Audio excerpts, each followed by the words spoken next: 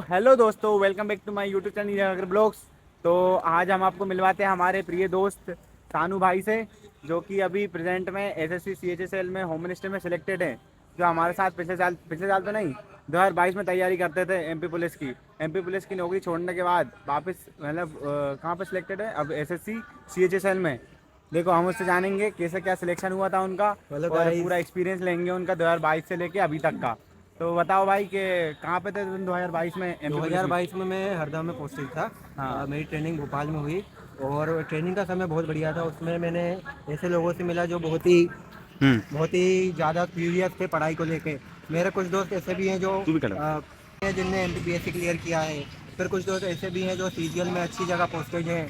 एक दोस्त मेरा अभी अभी की बात है, हम्म। ये जो कृषि विभाग होता है हम्म। उसमें बढ़िया पोस्ट पे लगा हुआ है। तो हम्म। आप एमपी पुलिस में जाओगे तो जो ट्रेनिंग होती है वो सबसे आपका बेहतरीन फेज़ होगा। बेहतरीन के साथ साथ अगर आप उसमें एक मोटिवेशन उसको लेंगे तो, क्योंकि बहुत सारे ऐसे बच्चे होते हैं जो कम उम्र के होते हैं, जैसे मैं भी कम उम्र का था जब मैं सेलेक्टेड था, मैं 22 साल का था। तो ये हुआ कि मेरे को पढ़ने का ऐसा रुचि था कि मैं आगे कुछ करूं। तो ऐसे ही आपको बहुत सारे दोस्त मिलेंगे, उनसे आपको मोटिवेशन आएगा। मुझे भी धीरे धीरे ऐसे मोटिवेशन आया। और एक फेज़ होता है जो हम फिज़िकल करते हैं जिसमें, हम्म। तो उसमें क्या होता है कि आप पूरी तरीके से पढ़ाई छोड़ देते हैं। तो वो चीज़ मैंने भी की थी, वो मैं रिग्रेट कर रहा हूँ अभी तक, क्योंकि मेरा CHSL का 2022 का एग्ज़ाम जो था मेरा 10 मार्क्स से रह गया था। अब मैं ये सोचता हूँ कि अगर मैं जब भी अच्छे से तैयारी करता तो शायद मेरा तभी हो जाता था। तो यही है कि आप बढ़िया से तैयारी कीजिए। और जो भी आप अभी फिजिकल भी कर रहे हैं तो साथ में थोड़ा थोड़ा आप पढ़ते रहिए, जिससे क्या है आपका बना रहे और आप फिर बढ़िया पोस्ट लीजिए। एमपी पुलिस तो अभी अगर आप सोच रहे हैं कि हम फिक्स है हमारा कि हम ये इसमें ही जाएंगे और यही करना है, तो ये सब मेरे लिए ठीक नहीं था। वो सबकी सोच अलग होती है, तो आप अपने हिसाब से देख सकते हैं वो चीज़। बाकी आपको जैसे ही ट्रेनिंग सेंटर में आप जाओगे उसमें आपको जो माहौल मिलेगा बहुत ही खुशनुमा माहौल, दोस्ताना माहौल है। उसके बाद में मोटिवेशन बहुत मिलती है, क्योंकि बहुत ऐसे बच्चे होते हैं जो पीएससी की तैयारी कर रहे होते हैं, उन्हें एमपी पुलिस का भरा होता है और एमपी पुलिस में आ जाते हैं। उनसे आप मोटिवेशन ले सकते हैं। और ऐसे भी आपको जो कोच होते हैं वो भी ऐसे मिलते हैं जो आपको फिजिकल में तैयार कर देते हैं, आपका एक डिसिप्लिन बना देते हैं। और वो डिसिप्लिन मेरा अभी तक काम आ रहा है। तो डिसिप्लिन ही है जो अभी तक मैं आगे पढ़ पा रहा हूँ जिस वजह से। अब दोस्तों, अब हम इनसे कुछ सवाल पूछते हैं जिससे आपको मदद मिलेगी। तो जी आपने एमपी पुलिस की तैयारी कब से स्टार्ट करी थी, मतलब भैया। तैयारी कब से स्टार्ट करी थी? मैंने तैयारी तो वैसे मैं 2021 के समथिंग मैं इंग्लिश पढ़ा करता था। मेरा ऐसा इंग्लिश के लिए था नहीं कि मैं एकदम डेडिकेटली उसके लिए पढ़ रहा था। लेकिन मेरा उस समय फिर मैंने एमपी पुलिस दिया। तो मेरा एमपी पुलिस दिया, मैंने CHSL दिया, उसके बाद SSC GD दिया और MTS भी दिया था। लेकिन मेरा अपना MTS में हुआ था और उसके बाद SSC GD में हुआ था और उसके बाद अपना पुलिस में हुआ था। लेकिन SSC GD मुझे असम राइफल्स मिला था तो मैं कर नहीं पाया। और उसके बाद एमपी पुलिस घर के पास था तो मैं इसलिए कर लिया। और तैयारी की बात रही तो मैं 2021 से कंटिन्यूली अभी तक कर रहा हूँ। बस ये है कि कभी ड्यूटी की वजह से ब्रेक हो जाता था। ब्रेक मतलब ये होता है ना कि आप जब कंटिन्यू पढ़ रहे हो तो क्या होता है, जैसे अगर आप CGL की तैयारी कर रहे हो या PSC की कर रहे हो तो उसके लिए आपके पास सब्जेक्ट की रेंज ज़्यादा हो जाती है। आपका ऐसा नहीं है कि इसमें माइनस मार्किंग भी होती है, जिससे क्या होता है कि आप मतलब ये है कि आपका एक क्वेश्चन गलत हुआ तो आपके ज़्यादा नंबर कट जाते हैं। उस वजह से आपको एकदम परफेक्शन लाने की ज़रूरत होती है। तो इसीलिए मैं कंटिन्यूली पढ़ रहा हूँ जब से ही। और मेरा 2022 में आपको जैसे मैंने बताया मैं कुछ मार्क्स से रह गया था। और 2023 में भी सेम काम हुआ कि मैं प्री में ही रह गया था, क्योंकि इस बार शायद वैकेंसी भी 1500 ही थी। CHSL की बात कर रहा हूँ मैं। हम्म। और यही है। आपने एमपी पुलिस की में कितनी मतलब टाइम जॉब करी, कितने टाइम? मैंने करीबन 2.5 साल उसमें दिया है। भोपाल में मैं पोस्टेड था। तो एमपी पुलिस की आप मतलब जॉब के साथ साथ पढ़ाई तैयारी भी चल रही थी आपको? हाँ, मेरी जॉब के साथ साथ तैयारी भी चल रही थी। जैसे ही मैं ट्रेनिंग पे गया, सबसे मेन चीज़ मैंने आपको जो मोटिवेशन का बताया, वो मोटिवेशन ही सबसे मेन था। क्योंकि मेरा एक दोस्त था, वो मैंने उसे देखा कि वो 2 बजे तक रात तक पढ़ रहा था, उसके बाद भी वो 7 बजे फिजिकल कर रहा था, क्योंकि उसका CGL का एग्ज़ाम था और उसका हुआ भी क्लियर। और अभी वो ASO है।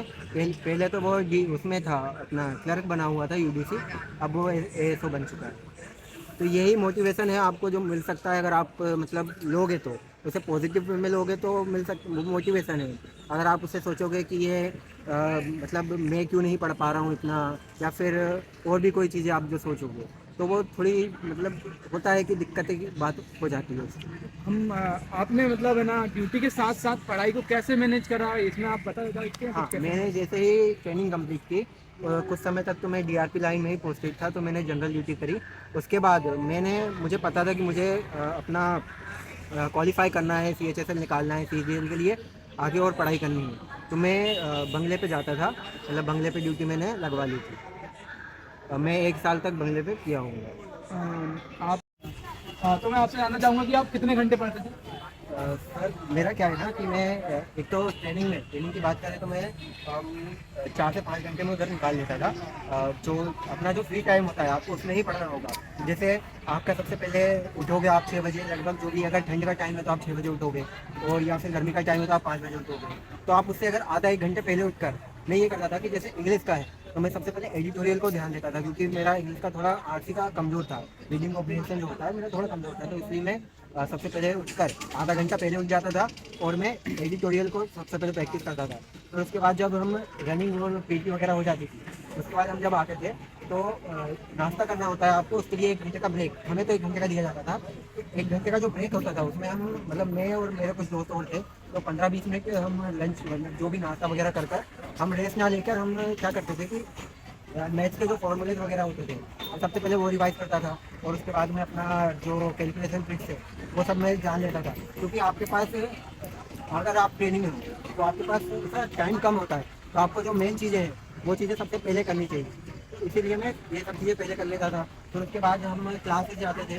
क्लासेस में तो आपको क्या होता है कि जैसे मैं था, तो मैंने तो पढ़ाई करी है, उसके बाद में रेस्ट मेरे को मिला नहीं है, तो मैं थोड़ी देर सो भी जाता था बीच में, और थोड़ा मतलब क्लास में ठीक ठाक तरीके से ध्यान देकर, और हमारा क्लास में इतनी पढ़ाई हो नहीं पाती थी मैं इसलिए। और फिर उसके बाद जब हम आते थे तो आधे घंटे का जो ब्रेक मिलता था उसमें हमें 2 घंटे का मिलता था मेनली। तो फिर उसके बाद में हमारा परेड का जो वो होता है सेशन, वो चालू हो जाता था लगभग 3:30-4। तो उसके लिए तो आपको मतलब थोड़ा सा आराम करना ही होगा, क्योंकि आपको आपकी मेंटल हेल्थ, फिजिकल हेल्थ सब चीज़ें देखनी है। इसलिए आपको उसमें तो आप मतलब बहुत कम, अगर आप एक्स्ट्रा ऑर्डिनरी कुछ करना चाहोगे तो आप पढ़ सकते हो, बाकी तो अगर नहीं पढ़ोगे तब भी ऐसा चल जाता है। तो सानू भाई तुम बताओगे कि तुम्हारा 2-2.5 साल का एमपी पुलिस का एक्सपीरियंस कैसा रहा था? मेरा तो ठीक ठाक एक्सपीरियंस रहा है। जैसे मैं ट्रेनिंग में था, आपको मैंने वही बताया कि ट्रेनिंग में जो है आपको बहुत अच्छा लगता है। और उसके बाद में हमारा ज़िला क्या है, हरदा, तो छोटा है, तो उसमें आपको इतना ज़्यादा भागा दौड़ी नहीं है जैसे लोड बड़े नहीं जिलों रहता में। होगा उतना? यस, कोई लोड ज़्यादा है नहीं, तो आप अच्छे से पढ़ाई कर सकते हैं। और भी आपको जैसे आपको पढ़ाई नहीं भी करनी है तो आप अदर एक्टिविटीज़ जो भी आपको करना है आप कर सकते हैं। ठीक। तो ठीक गाइस, देखो हमारे भाई ने हमको बहुत अच्छे से जानकारी दी एमपी पुलिस की, उसकी जहाँ पे सिलेक्टेड है उसकी जानकारी दी। तो ये हमारे घर के साइड में ही रहता है, जो कि हमको थोड़ा बहुत मोटिवेशन मिलता रहता है कि हमारे इसका बड़ा भाई भी जो कि अभी वहाँ पे हमने आपको CRPF में बताया था SI सीआरपीएफ सब इंस्पेक्टर में सिलेक्टेड हो चुका है, जो अभी अभी ट्रेनिंग पर गया हुआ है। कोयम्बटूर गया है ट्रेनिंग पे। तो जो हम दोनों भाई हैं हमारे घर के साइड में रहते हैं, पड़ोसी हैं, इनका हम मोटिवेशन लेते हैं, बस इनको देख देख के तैयारी कर रहे हैं हमारी, बस यही हमारा मोटिवेशन है अभी। तो ये देखो हमारा मोहित भाई भी तैयारी कर रहे हैं, हमारे विकास भाई भी तैयारी कर रहे हैं। और आप भी तैयारी करते रहो, आप जितना हो सके ज़्यादा से ज़्यादा अपना लेवल बढ़ाओ, अच्छे से बस। तैयारी करो। ये मत सोचो कि नहीं होगा, अगर आप लगातार बने रहोगे तैयारी में तो एक ना एक दिन आपका ज़रूर होगा।